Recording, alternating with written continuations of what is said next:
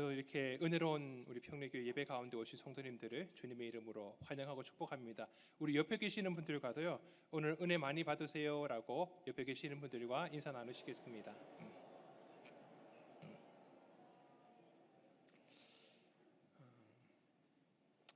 우리나라의 그 K-팝의 인기가 전 세계를 휩쓰고 있습니다. 몇 해 되지 않았습니다, 사실.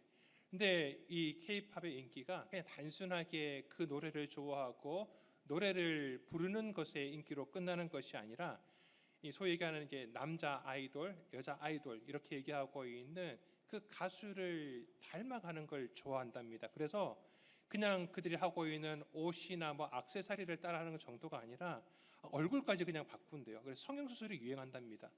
우리나라 K-팝 아이돌의 얼굴을 따라하는 것.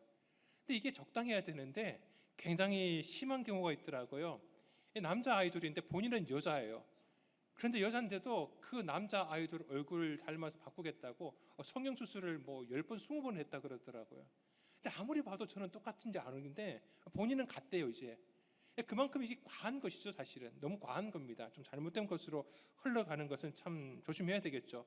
그런데 그만큼 닮고 싶다라는 것은 그 대상이 좋으니까, 그만큼 마음 가운데 있고 생각이 있으니까 닮아가고 싶은 것 아니겠습니까?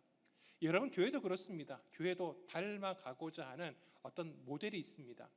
교회는 이런 교회가 되어야 된다. 교회가 이런 모습을 보여야 된다. 또 혹은 교회가 이런 일들을 감당해야 된다라는 일들을 가지고서 교회도 어떤 롤 모델들을 찾고 있습니다. 근데 이 시대 가운데에서 우리가 현재 살아가고 있는 교회에서는 참 찾아보기가 쉽지 않습니다. 왜냐하면 지금은 그렇게 보이는데 한 몇 해가 지나지 않아서, 그러니까 무언가 좋은 부분들이 오래 지속되지 못하는 것들을 가끔 보게 됩니다. 왜냐하니까 이 시대의 변화의 속도가 워낙 급진적으로 바뀌다가 보니까 그때는 괜찮았던 교회의 모습이었는데 몇 해가 지나지 않아서 벌써 이제 달라지는 것들을 보게 됩니다. 9년 동안에 40개국 또 45개 도시에서 수천 개의 교회를 세운 교회 배가협회의 설립자인 닐 콜이 쓴 교회 3.0이라고 하는 책이 있습니다. 그 책을 보게 되면 서양 교회가 몰락하게 된 원인에 대해서 그렇게 분석을 합니다. 교회가 너무 직선적이고 반복론적인 길에 빠져서 거기에만 열심히 매진하다가 보니까 교회가 성장했는지는 모르겠지만은 이 타이타닉호에 비유하면서 타이타닉처럼 어떤 작은 빙산과 같은 변화에 대응하지 못해서 결국 그렇게 충돌하자마자 이 배가 침몰한 것처럼 서양교회가 몰락의 길을 걷게 되었다라고 그렇게 분석을 하고 있습니다. 이 교회가 너무 조직화되고 화석화되다가 보니까 이 시대의 변화에 대해서 제대로 적응을 못한 것이죠. 그러니까 지나친 낙관 혹은 자만에 빠져 있다가 보니까 이런 위험 요소들을 너무 방치한 것이었습니다. 여러분, 이렇게 당장 세상이 무너질 것 같은 마음은 가지지 않는다라고 하더라도 우리가 교회에 대해서 최소한의 위기의식은 가지고 있어야 됩니다. 그건 나중에요. 다음에, 이게 아니라 지금 당장 해야 될 일입니다. 다음에라는 마음에 머물러 있는 것 또한 너무 안타까운 마음입니다. 위험한 생각입니다. 사랑하는 성도 여러분, 그러면 교회는 그 변화에 대해서, 이 변화하고 있는 시대 가운데에서 어디에서 답을 찾을 수 있을까요? 여러분, 말씀의 길이 있습니다. 성경 말씀은 진리입니다. 진리는 무엇을 진리라고 하느냐 하면은 수천 년에도 받았던 그 말씀이 수천 년이 지난 지금에도 맞는 말씀입니다. 시대가 바뀌었다고 바뀌는 것은 진리가 아닙니다. 나에게는 맞는데 당신에게는 틀렸다. 이건 진리가 아닙니다. 어떤 사람에게든 어떤 상황에서든 어떤 시대든지 그 말이 옳은 것이 바로 진리라는 것이죠. 주의 말씀, 하나님의 성경의 말씀은 바로 그 진리인 것입니다.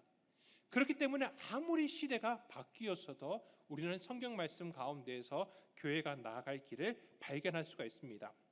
특별히 우리가 사도행전 말씀에 나오는 교회들을 볼 때 예루살렘 교회 또 안디옥 교회의 모습을 통해서 교회의 모범을 발견할 수 있습니다.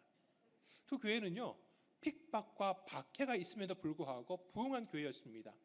여러분, 부흥이라는 게 무슨 의미입니까? 성도의 숫자가 증가하고 또 교회가 세워지는 것이 증가하였다라고 하는 것, 여러분, 이것은 부흥의 결과입니다. 부흥의 핵심은 그 중심에 성령께서 역사하심이 있습니다. 그래서 사도행전은 예수님의 이 말씀으로 시작하게 됩니다. 우리 사도행전 1장 8절 말씀 같이 읽어보도록 하겠습니다. 오직 성령이 너희에게 임하시면 너희가 권능을 받고 예루살렘과 온 유대와 사마리아와 땅끝까지 이르러 내 증인이 되리라 하시니라. 아멘. 여러분, 예루살렘과 온 유대와 사마리아와 땅끝까지 이르러 예수님의 증인이 된다는 것은 여러분 그렇게 교회가 확장될 것이라는 겁니다. 교회가 확장될 것이라는 것이죠. 여러분, 그리고 그렇게 될 것이라고 말씀하셨으니까, 그렇게 될 것이라고 말씀하셨으니까 여러분 지금 이것은 말씀하시는 분께서 그렇게 하시겠다라는 겁니다. 예수님께서 그렇게 하시겠다라는 것이죠. 그 결과라는 겁니다. 근데 그 결과는 성령이 너희에게 임하는 것, 그리고 너희가 권능을 받는 것으로부터 시작된다는 것입니다. 여기에서 권능이라고 되어 있는 이 단어가 지난주에 우리가 살펴봤던 단어 디나미스, 능력이라는 단어입니다. 디나미스라는 겁니다. 사랑하는 성도 여러분, 성령과 권능의 임재, 여러분 이것이 부흥의 출발이 되는 것입니다. 그런 의미에서 지난 몇 개월 동안 제가 작년 10월에 이제 담임 목사로 이제 사역을 시작을 하면서 저는 수요 예배 시간 동안에 사도행전 말씀을 가지고 성도님들과 은혜를 나누었습니다. 그렇게 말씀들을 나누다가 사도행전 18장, 19장 말씀까지 와서 이 사도 바울의 제3차 선교 여행 가운데에서 에베소 도시에서의 사역까지를 살펴보았습니다. 에베소서의 사역, 에베소 지역에서의 사역은 이전과 이후로 좀 뭔가 성격이 구별되는 하나의 기준점이 됩니다. 이전까지는 이 공동체가 또 선교를 위해서 다니고 있는 팀이 이렇게 다니는 가운데 교회를 세우고 그리고 그 지역 가운데 어떤 일이 일어나는 것에 더 많은 설명이 있었다면, 기록이 있었다면은 에베소 사역 이후에는 이 한 인물, 사도 바울이라고 하는 한 인물이 어떻게 이동하고 어떻게 하는지, 이 사도 바울이라고 하는 한 인물에 대해서 좀 더 집중되어서 기록되어 있는 것을 보게 됩니다. 그렇게 사도 바울이 예루살렘으로 가게 되고 옥에 갇히게 되고 또 잡혀 있는 가운데 로마로 압송되는 그런 기록이 20장 말씀부터 이제 기록이 되어 있습니다. 그래서 저는 그 부분에서 사도행전 설교의 말씀을 잠시 거기에서 멈추고 좀 호흡도 가다듬고 이후에 사도행전 말씀을 그대로 진행하기보다는 이제는 이 사도 바울이라고는 한 인물에 집중해서 그 인물과 함께 다시 사도행전의 그 길을 같이 걸어가고자 합니다. 사도 바울과 함께 그의 처음 등장부터 시작해서 함께 살펴보면서 자연스럽게 이제 사도행전 끝까지의 말씀을 살펴보려고 합니다. 근데 왜 사도 바울이냐? 오늘 읽었던 본문 말씀, 우리 고린도전서 11장 1절 말씀을 같이 읽어보도록 하겠습니다. 내가 그리스도를 본받는 자가 된 것 같이 너희는 나를 본받는 자가 되라. 아멘. 사도 바울은 자신을 가리켜서 그리스도를 본받는 자라고 그렇게 말합니다. 여러분, 여기서 본받는 자라고 하고 되어 있는 이 단어 헬라어로 미메테스라고 얘기를 하는데 영어로 이미테이터라고 그렇게 얘기를 합니다. 이게 사람일 때는 이미테이터고요, 만일 물건일 때는 이미테이션이라고 그렇게 얘기를 합니다. 여러분, 이미테이션 많이 들어보셨죠? 이미테이션이라고. 보통은 이제 이미테이션이라고 하지 않고요, 짝퉁이라는 말을 씁니다. 네, 이게 약간 부정적으로 어떤 물건들의 부정적인, 남을 속이기 위한 거기 때문에 짝퉁이라는 부정적인 용어를 사용하지만은 사실 이게 사람에 대한 것으로 얘기하게 되면은 굉장히 좋은 말입니다. 누군가 그런 그 명품 같은 사람이 있는데 그 명품 같은 사람을 닮아가고 싶다라는 것 아니겠습니까? 본받고 싶다는 거 아니겠습니까? 이게 참 좋은 말입니다. 참 좋은 말입니다. 이 나다나엘 호손의 소설 작품 큰 바의 얼굴이라고 있습니다. 여러분 국어책에서 읽어보신 기억이 있는지 모르겠습니다. 남북 전쟁을 마치고 난 다음에 이 주인공이었던 어니스트가 살고 있는 마을에는 한 전설이 있다라는 것을 어머니를 통해서 듣게 됩니다. 그 전설은 뭐냐 하면은 저기 산 위에 큰 바위 얼굴이 있는데 저 큰 바위 얼굴에 형상을 하고 있는 똑같이 생긴 사람이 이 마을에서 태어나서 정말 위대한 사람이 될 것이라고 하는 것입니다. 어니스트는 그런 어머니의 얘기를 들으면서 나도 그 사람을 만나보고 싶다고, 얼마나 위대한 사람일까라고 하는 그런 마음의 기대감을 가지고 매일매일 그 큰 바의 얼굴을 바라보고 살아갑니다. 그러면서 자신도 그런 삶 가운데에서 진실되고 겸손한 삶을 살아가면서 그러면서 그 인물이 나타나기를 기다리고 있습니다. 세월이 흐르는 동안에 그 마을 출신들 가운데 돈을 많이 번 부자, 성공한 부자, 그리고 전쟁 가운데서 전쟁을 승리로 이끌었던 장군, 혹은 사람들에게 정말 마음을 이렇게 이끌어 갈 수 있는 정치인, 그리고 아름다운 어떤 노래를 이렇게 할 수 있는 시인, 이런 사람들이 한 명씩 한 명씩 마을을 찾아오게 됩니다. 근데 오기 전에는 그런 큰 바위 얼굴의 사람이 아닐까라는 기대를 가졌지만은 그 사람이 마을에 오게 되고 대화를 하게 되고 보면 볼수록 그 큰 바위 얼굴과는 다른 사람이라는 것들을 발견하게 됩니다. 그리고 마지막에 왔던 이 시인의 모습 가운데서도 그 큰 바위 얼굴의 모습은 발견하지 못합니다. 실망감이 있었던 어니스트, 그래도 그는 기다리기로 합니다. 그런데 그런 가운데 어니스트는 사람들 앞에서 설교를 하게 됩니다. 어니스트는 그 마을 가운데 있었던 목사님이셨습니다. 그렇게 설교를 하고 있는데 갑자기 설교 중간에 이 찾아왔던 시인이 갑자기 큰 소리를 외칩니다. 여러분, 저 오니스트의 얼굴을 보십시오. 저 얼굴이 큰 바위 얼굴 같지 않습니까? 여러분, 마을 사람들은 그때까지 몰랐습니다. 그런데 시인의 그 얘기를 듣고서 어니스트의 얼굴을 바라보니까 정말 그 큰 바위 얼굴의 모습이 그대로 어니스트의 얼굴에 있는 겁니다. 여러분, 어니스트의 얼굴이 왜 그 큰 바위 얼굴과 같은 모습이 되었을까요? 소설 가운데 얘기하고 싶은 것은 그 마을 출신들은 그 큰 바위 얼굴을 한 번 보고 지나갔던 사람이었지만은 이 주인공이었던 어니스트는 어렸을 때부터 계속해서 그 큰 바위 얼굴을 바라보면서 마음 가운데 기대감을 가지고 그 사람에 대한 동경하는 마음, 닮아가고 싶은 마음이 있었기 때문에 그가 그런 큰 바위 얼굴의 주인공이 될 수 있었다는 겁니다. 그렇게 내가 닮아가고 싶은 사람, 그리고 그런 본받을 만한 사람이 있다는 것은 사람들에게 참 좋습니다. 그게 꿈이라는 것이죠. 무언가 되고자 하는 것, 어떤 무엇이 되는 것을 꿈을 가지는 사람들이 있습니다.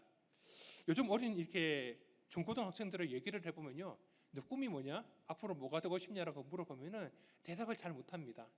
어떤 아버지가 이 아들이 꿈이 너무 없는 것 같아가지고 너무 답답한 겁니다. 물어볼 때마다 아빠 난 꿈이 없어요, 그렇게 얘기를 합니다.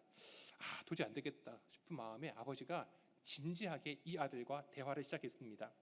아들아, 그래도 꿈이 있어야 되는 거야. 꿈이 있어야지만 이렇게 막 삶을 살아갈 수 있는 거고, 목표가 있어야지만 막, 그렇게 아빠는 진지하게 얘기를 했습니다. 그랬더니 이 아들이 진지한 모습으로, 아빠 사실 나도 꿈이 있어. 근데 이 꿈은 안 될 것 같아. 무슨 꿈이냐라고, 아빠가 어떻게든 도와줄게라고 얘기했더니 아들이 하는 얘기가, 아빠 내 꿈은 재벌 2세가 되는 거야. 그런데 아빠가 재벌이 돼야 되는데 내가 10년 동안 아빠를 봤는데 아빠는 절대 재벌이 안 될 것 같아. 나 포기하려고. 여러분, 꿈이 참 우스꽝스럽게 얘기 들릴 수 있겠지만, 여러분, 우리는 어떤 꿈을 꾸는 것, 내가 앞으로 어떤 사람이 되겠다라는 것, 어떤 일을 하겠다라는 마음가짐을 가질 때에 그런 롤 모델들이 있습니다. 나는 저런 사람으로, 저렇게 닮아가는 사람이 되어야 되겠다, 저 사람을 닮아갈 수 있는, 저 사람을 본받는 사람이 되어야 되겠다. 사실 저도 목회자로서, 설교자로서 본받고 싶은 그런 분들이 계십니다. 특별히 설교자로서 제가 본받고 싶은 사람이 있었습니다. 어떤 분이냐면은 제가 신학교 수업을 이제 들을 때입니다. 사실 제가 신학교를 다닐 때요, 분위기가 별로 안 좋았습니다. 일단은 제가 너무 앞날 가운데 내가 신학교를 들어가기는 갔지만은 정말 내가 하나님 앞에 귀하게 쓰임 받을 수 있을까? 하나님께서 나를 어떻게 쓰실까? 사실 불확실했습니다. 직장을 다니다가 늦게 신학교를 갔기 때문에, 남들보다 늦게 시작한 것 때문에 이런저런 부분에 있어가지고 좀 쉽지 않을 것 같습니다. 그리고 그 전까지 아직 제가 아내를 만났던 것도 아니고 혼자 이렇게 있었던 상황이기 때문에, 내가 사역하는 것도 그렇고 가정을 이루는 것도 그렇고 이 모든 것이 불확실한 겁니다. 개인적으로도 불확실했지만은 학교 상황도 별로 좋지가 않았습니다. 총장님이 안 계셨습니다. 재단 이사장도 안 계셨습니다. 그러니까 총장 대행이 계시고 재단 이사장 대행은 있었는데 이게 대행자를 떼지를 못하는 겁니다. 여러분, 대행이 왜 있습니까? 제 때에 뽑지 못하니까 대행이 있는 것 아닙니까? 그러니까 그만큼 학교를 두고서 이 갈등이 굉장히 심했던 때입니다. 내부적으로. 그러니까 총장도 뽑지도 못하고 재단 이사장도 뽑지를 못하는 때였습니다. 그런데 엎친 데 덮친 격이라고, 여러분들 좀 꽤 되기는 했지만은 기억하실지는 모르겠지만은 그 총신대학교 양지 캠퍼스 뒷산에 이 초고압 송전탑이 건설되기 시작을 했습니다. 바로 학교 기숙사 바로 뒷산입니다. 이게 초고압 송전이 흐르게 되면은, 전력이 흐르게 되면은 이게 건강에 어떤 악영향을 미칠지 모르는 상황인 거죠. 아직 증명된 건 없습니다. 자, 그러다가 보니까 그런 어떤 위기 가운데에서 한전 앞에 가가지고 막 저희가 막 저거 하기도 하고, 아무튼 제 개인적으로도 힘든 시기였고, 그리고 학교 자체에도, 그리고 대외적으로도 너무 힘든 때였습니다. 사람 마음이 뭔가 그런 가운데 위로가 되고 힘이 되고 내가 뭔가 해봐야 되겠다는 자신감이 생겨야 되겠는데, 말씀을 보고 기도를 하고 그래도 신학교 공부를 하는데 이게 뭔가 마음 가운데 확 들어오는 게 없는 겁니다. 게다가 이제 신학교니까 채플도 있고 또 새벽 기도도 있습니다. 이 새벽 기도 때, 채플 때에 우리 교수님들이 이제 번갈아 가면서 올라와서 설교를 하시는데, 아니 얘기를 하시는데 그 설교의 말씀들이 마음에 와닿지는 않는 겁니다. 이 뭐 대내적으로 대외적으로 이런저런 일들에 대해서 여러분 기도하시면 하나님께서 응답하십니다, 어떻게 하실 것입니다라는 얘기는 하시는데, 사실 마음에 와닿는 것 없이 그냥 뭐 이렇게 공중에 붕 떠 있는 얘기 같고요. 얘기면 들을수록 직접적으로 그렇게 얘기는 안 하셨지만은 자기는 그래도 그 상황 가운데서 옳은 사람인 것처럼 얘기하는 것밖에 안 들리는 겁니다. 누구 하나 자기 손에 뭐 더러운 거 묻히지 않고 그냥 이대로 방치하는 것 같은 느낌이 계속 드는 겁니다. 말씀을 듣는데 별로 제 마음 가운데 개인적으로나 학교적으로나 대외적으로 어떤 문제가 해결될 것이라는 기대가 생기지를 않는 겁니다. 근데 어느 날 한 교수님께서 강대상에 서서 설교를 하시는데 그 말씀이 저를 울려버렸습니다. 제 마음 가운데 뜨겁게 왔고요. 그 말씀을 듣는 그 새벽에 엉엉 울면서 주님 앞에 기도했습니다. 아, 하나님 나와 함께 계시는군요. 하나님 내게 은혜를 주셔서 힘을 주시는군요. 믿음이 생겼습니다.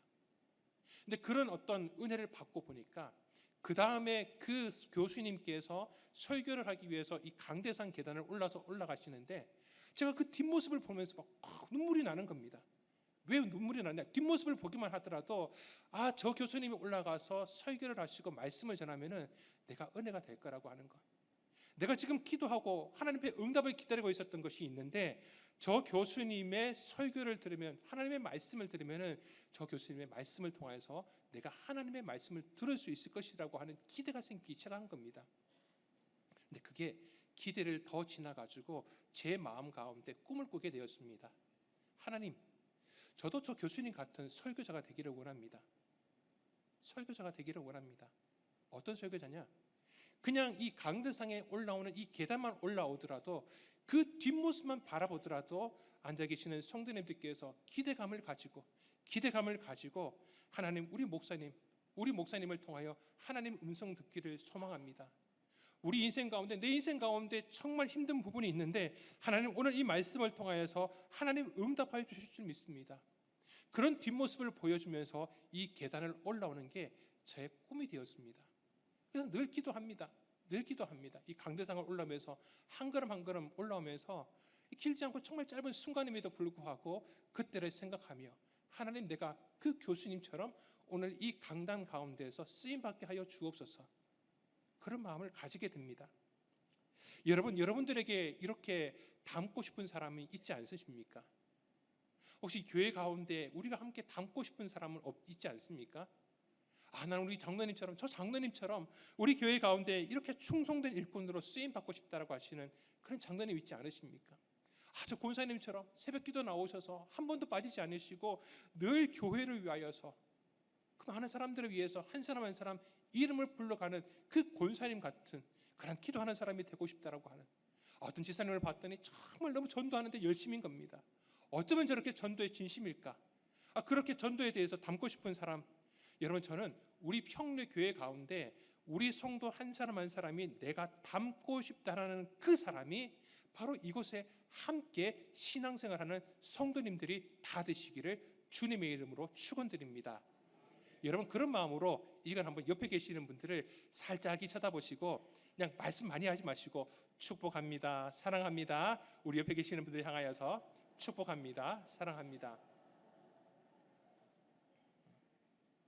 서로를 향하여서 정말 닮아가고 싶은 그런 신앙의 성도님들 되시기를 바랍니다. 여러분, 사도 바울에게서 그런 대상은 다른 누구가 아니라 바로 예수 그리스도셨습니다. 근데 그냥 예수 그리스도는요, 사도 바울이 닮고 싶었던 인물로 그쳤던 것이 아니라 사도 바울의 인생을 걸고서 믿음의 대상이었고 자기의 생명을 내어놓을 만한 그러한 분이셨습니다.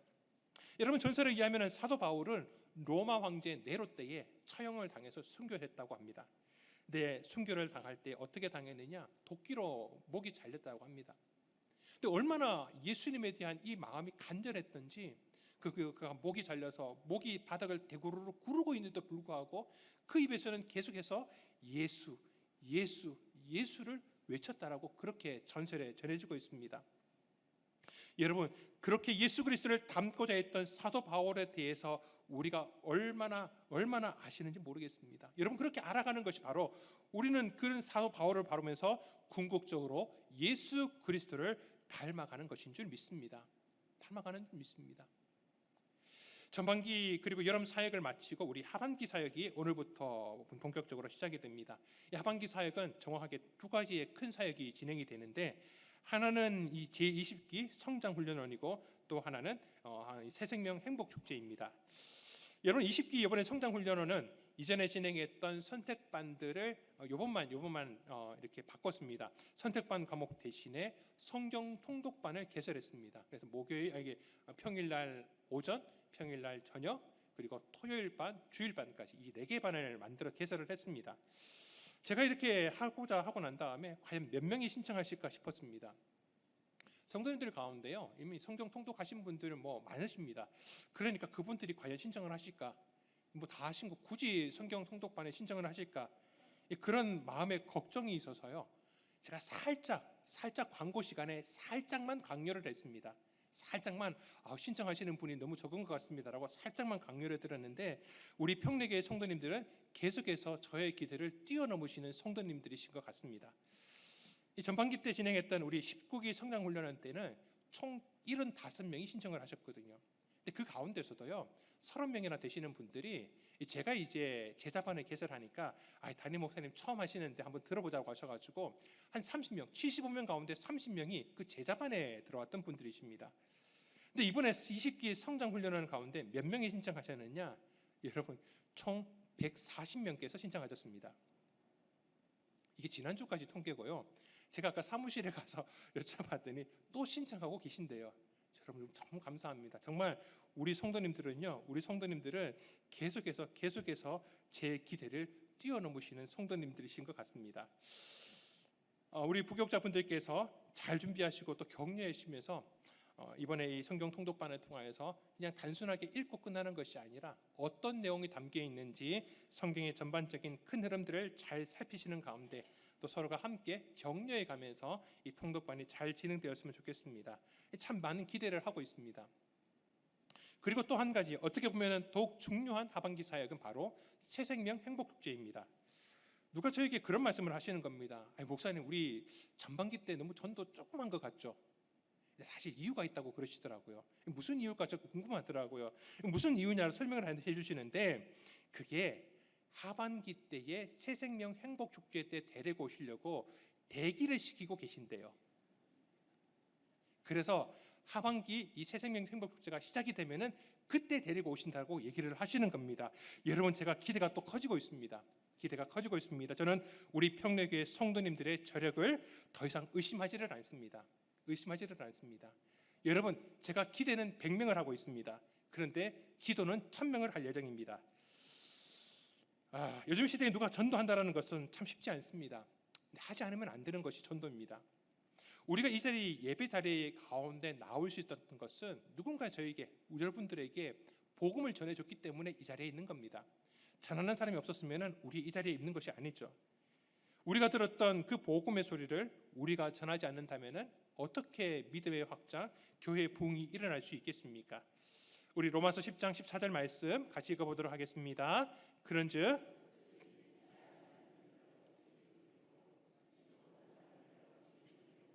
전파하는 자가 없이 어찌 들으리요. 아멘. 사랑하는 성도 여러분, 한 영혼을 위해서요 1000번을 기도하고 100번을 만난다면 그 영혼을 구원의 길로 인도할 수 있지 않겠습니까? 물론 한 사람의 구원은 전적으로 하나님의 주권 가운데 달려 있습니다. 하나님께서는 그 영혼의 구원을 위해서 우리를 쓰신다는 것, 그 영혼의 구원을 위해서 우리를 쓰신다는 것을 여러분 꼭 기억하셔야 됩니다. 이번 여름 가운데 진행되었던 수련회와 성경학교, 또 초등부의 비전 트립, 또 청년부 단기 선교 가운데 이걸 준비하시는 부서 또 선교를 가는 청년들도 얼마나 많이 기도하면서 준비했겠습니까? 그런데 우리 모든 성도님들께서 참 오랫동안 같은 마음으로 기도를 해주셨습니다.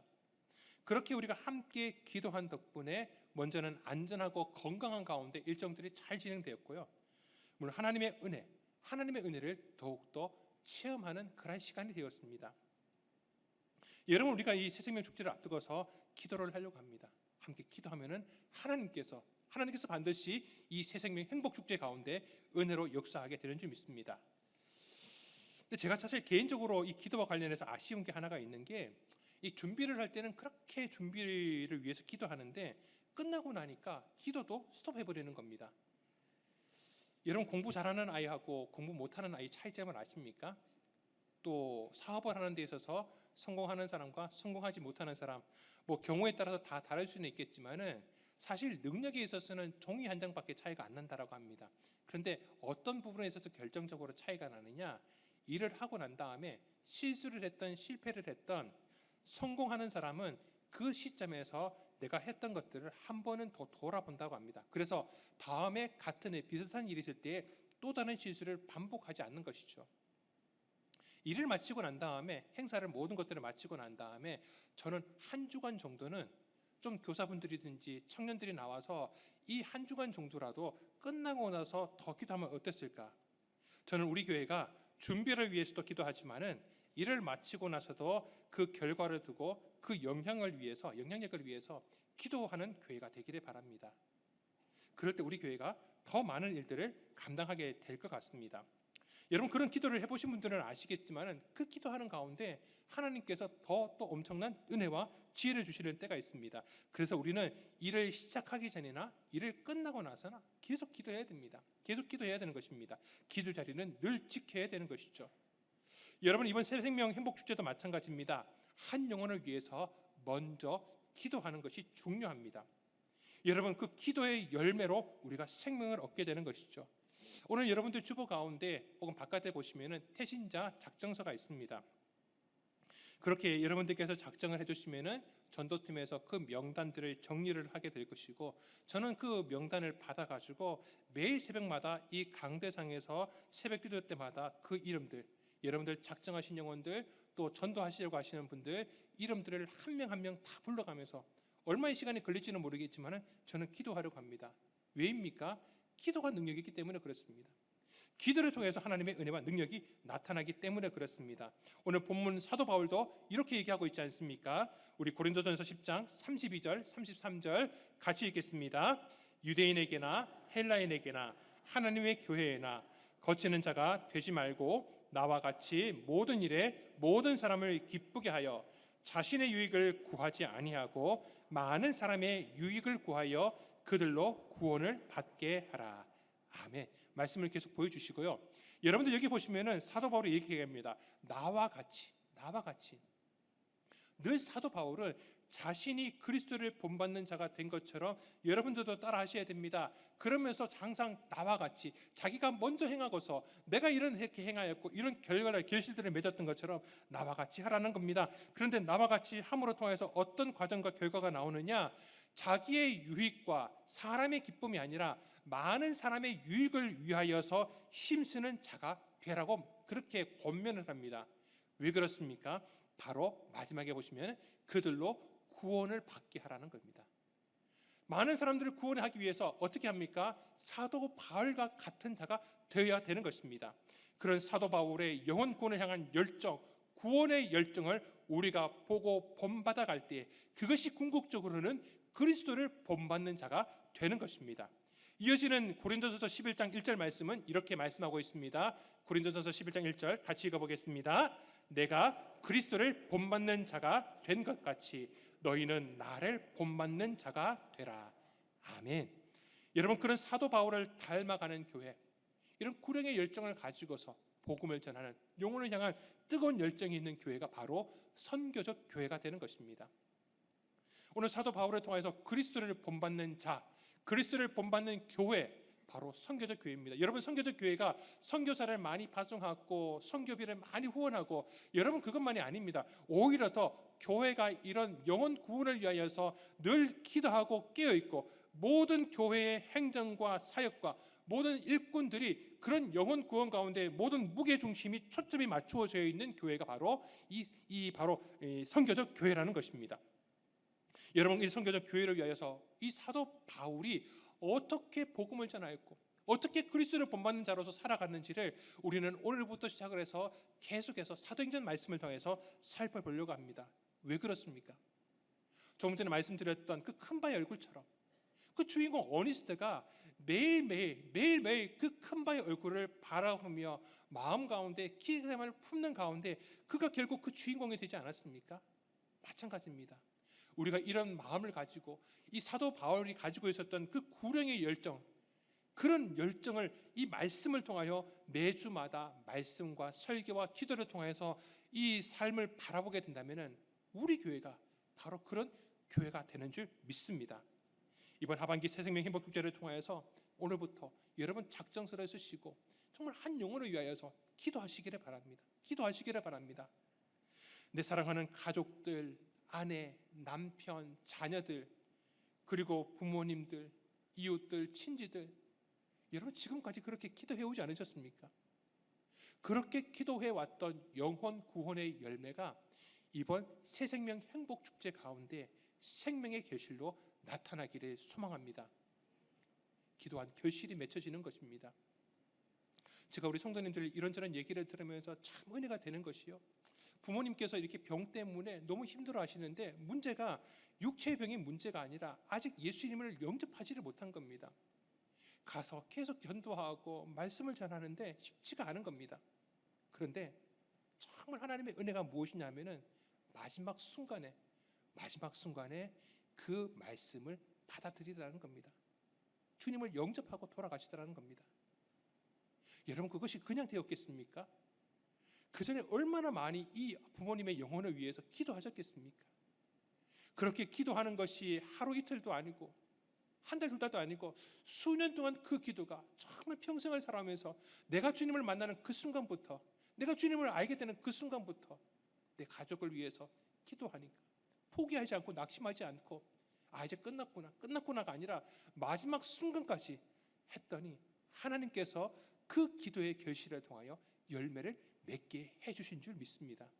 사랑하는 성도 여러분, 이번 새생명 행복축제가 바로 그런 시간이 되기를 소망합니다. 그러기 위해서 여러분 믿음을 가지고 기도하는 마음으로 태신자 작정에다가 여러분 이름을 쓰십시오. 어렵지 않습니다.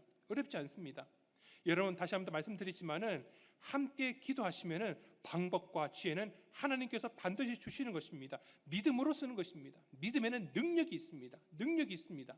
성령이 임재하는 곳에 권능이 있는 것입니다. 그 사람의 마음을 변화시키는 것, 내가 설득을 잘해서 되는 것이 아닙니다. 하나님께서 그 가운데 하시는 줄 믿습니다. 말씀을 맺습니다. 사랑하는 성도 여러분, 저는 우리 평내교회가 이번 하반기에 진행되는 새생명 행복축제를 통해서 이 시간들이 진행되는 가운데서 정말 그 한 영혼이 돌아오는 기쁨을 맛보는 그런 은혜로운 축제가 되기를 꿈꾸고 있습니다. 그리고 기도하고 있습니다.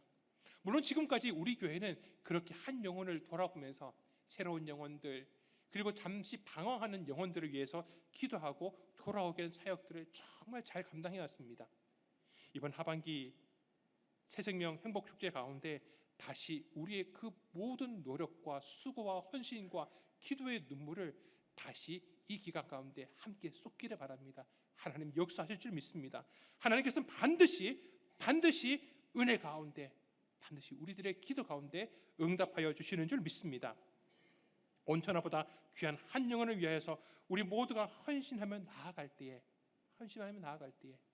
이 사도 바울이 얘기하고 있었던 것처럼 그리스도를 본받는 자, 그리스도의 본받는 교회로서 우리 평내교회가 하나님 앞에 귀하게 쓰임 받을 줄 믿습니다. 그렇게 기도하시고 응답받으시는 우리 복된 성도님들 다 되시기를 주님의 이름으로 축원드립니다. 이제 우리 말씀을 생각하시면서 함께 이 찬양하기를 원합니다. 여러분, 우리는 예수님처럼 바울처럼 살기를 원합니다. 그렇게 살아가는 가운데 주님 나를 도와주셔서, 주님 나를 도와주셔서 연약한 우리를 도와주시옵소서. 우리 말씀을 생각하시면서 함께 찬양하도록 하겠습니다. 낮에처럼 밤엔 달처럼 그렇게 살 순 없을까?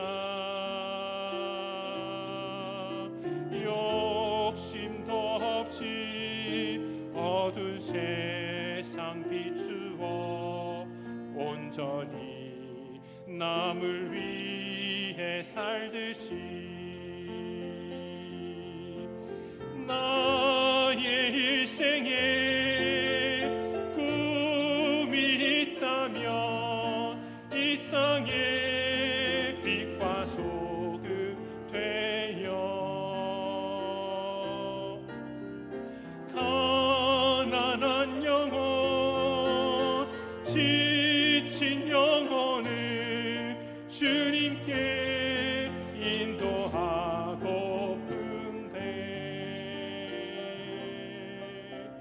나의 욕심이 나의 못난 자가 언제나 커다란 짐 되어 나를 짓눌러 마음을 곤곡해 하니 예수님 나를 도와주소서. 예수님처럼 바울처럼 예수님처럼 바울처럼 그렇게 살 순 없을까? 남을 위하여 당신들의 온몸을 온전히 버리셨던 것처럼 주의 사랑은 베푸는 사랑 값없이 그저 주는 사랑 그러나 나는 주는 것보다 받는 것 더욱 좋아하니 나의 입술은 주님 닮은 듯하나 내 마음은 아직도 주하여 받을 사랑만 계수하고 있으니 예수님 나를 도와주소서. 이 시간 말씀을 생각하시면서 함께 짧게 기도하겠습니다. 하나님, 그리스도를 본받는 자된 바울처럼 우리도 그 바울의 행적을 따라 그리스도를 본받는 자 되게 하여 주옵소서. 하나님, 사도 바울이 한 영혼을 하여서 그 구원의 열정을 가지며 나아갔던 것처럼 예수 그리스도께서 십자가에 자신의 생명을 내오는 것처럼 사도 바울이 그렇게 자신의 생명을 내오는 것처럼 한 영혼을 위하여서 기도하며 눈물을 흘리며 그 영혼을 전도하기를 원합니다. 이번 새생명 행복축제를 통하여서 내 사랑하는 가족들, 내 주위의 친구들 하나님 그렇게 전도할 수 있는 전도축제가 되게 하여 주시옵소서. 이 시간에 말씀을 생각하시면서 한 1분 동안 짧게 기도하도록 하겠습니다. 아버지 하나님, 은혜를 함께하여 주옵소서. 아버지, 우리가 그리스도를 본받는 자 되기를 원합니다. 사도 바울처럼 그렇게 그리스도를 본받는 자 되게 하여 주셔서 다른 어떤 것이 아니라 한 영혼을 구원하기 위한 아버지 눈물을 흘리며 기도하며 그렇게 땀 흘리며 애쓰며 생명을 걸 만큼 그에게 열정을 가지고 나아갈 수 있는 그리스도를 본받는 자, 생명의 영혼을 위해서 힘쓰는 자 다 되게 하여 주옵소서. 아버지 하나님, 이번 하반기 새생명 전국 축제를 통하여서 우리 사랑하는 성도들 모든 일에 동참하게 하여 주옵시고 하나님 기도하며 한 영혼을 위한 눈물 흘리며 나아갈 때 하나님 역사하여 주옵소서. 생명의 결실이 맺혀지게 하여 주시옵소서. 은혜 역사가 나타날 수 있도록 주님 우리와 함께하여 주시옵소서. 하나님, 은혜를 감사합니다. 그리스도를 본받는 자, 하나님 사도 바울이 그렇게 자신의 인생을 살아가고 하나님 그런 고랭의 열정을 가지고 한 영혼 한 영혼을 위하여 자신의 생명을 아끼지 않았던 것처럼 하나님 우리 사랑하는 성도들 이번에 하반기 새생명 행복 축제 가운데 한 영혼 한 영혼 하나님 마음 가운데 기도로 품게 해주시고 믿음으로 기도하게 해주시고 하나님 우리의 성원을 통해서 우리를 통해서 그 영혼의 구원의 역사가 반드시 이루어질 수 있는 전도 축제가 되게 하여 주옵소서. 우리 마음 가운데 기도 응답을 통한 기쁨이 넘쳐나게 해주시고 오히려 천국 가운데서 하나님 나라 가운데서 한 영혼이 인도됨으로 말미암아 천국 잔치가 벌어질 수 있는 귀한 은혜 시간들 되게 하여 주옵소서. 우리 사는 성도들 마음 가운데 다시 한 번 더 은혜를 허락하여 주시고 끝까지 포기하지 아니하고 낙심하지 아니하고 그 영혼들을 위해서 끝까지 기도할 수 있는 하나님 영혼을 위해서 또 복음을 전할 수 있는 우리 모든 성도님들 되게 하여 주옵소서. 감사하며 살아계신 예수님의 이름으로 기도하옵나이다. 아멘.